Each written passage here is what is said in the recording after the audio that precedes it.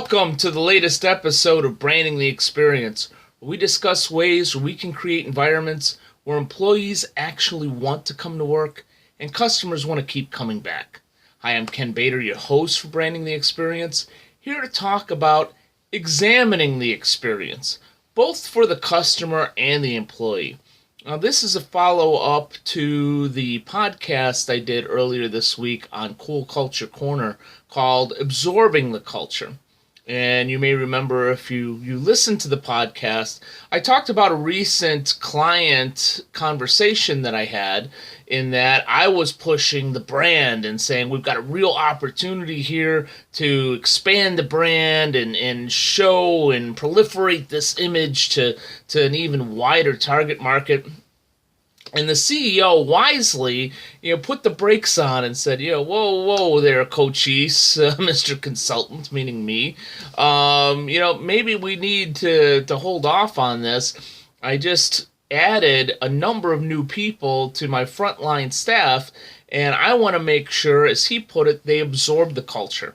And he was 100% right to put the brakes on me, because as we talk in this show, Branding the Experience, if we're going to brand an experience and drive more of the right business to our business, then we darn well better be confident that we're going to be able to provide that experience on a consistent basis and live up to that promise that we are putting out there with our different marketing tactics.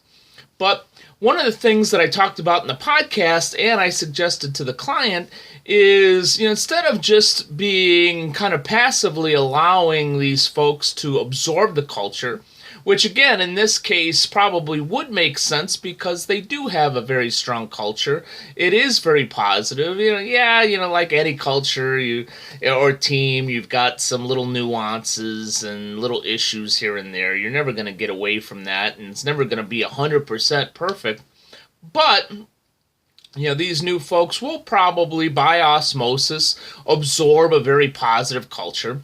But I always believe in being proactive and trying to make sure that new folks, we don't just let them blindly absorb it, but we have some at least semi-formality in hugging them and bringing them into the fold, and most importantly, making them a critical part of the team. So what I suggested, other than my usual, which is, make sure they understand the service standards, but since we've got some new people, maybe it's a good time to review the overall experience that we're providing to those that we serve. Let's talk about the service standards. Let's talk about the way that we're providing service to our particular membership base or customer base, whatever we'd like to call it. And get these new folks involved in, number one, hearing what these folks that have been there for years, what their idea of the experience is, what that experience looks like, and then also getting some input from the new folks and making sure that they're able to have a voice and say, I used to work in this other city or this other industry, and this is kind of how we did things, and this is what I liked about it, and this is what the customer base liked about it.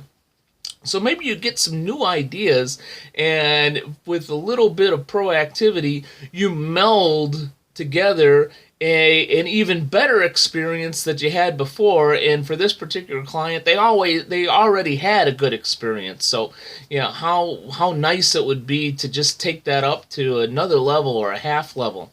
And what the client suggested, this is a great example of collaboration and how we work at Bader Training and Consulting, because we don't just blindly push an idea to a client. It's a give and take in hearing, all right, well, now that we've learned about the B plus C plus S formula, how do we apply that together? Because there's no quick fix, there's no one answer, there's no right way and wrong way to do things. It's just about what makes sense for your particular business.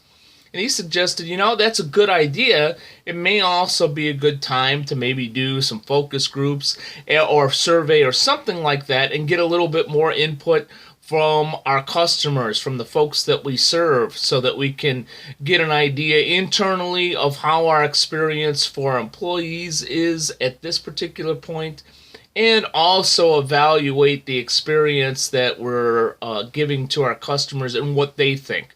Because if we're going to have a semi-formal or a formal project of enhancing our experience, then let's look at it more from a 360 type of view and get input from the folks that we serve too, which I thought was an excellent idea. So when branding the experience at your unique business, try to get the input from all the stakeholders that you serve, starting with your employees because they're your first customer, and then also understanding exactly what the experience needs of those that you do serve need to be at this particular moment and what they want. And you'll find some very good feedback.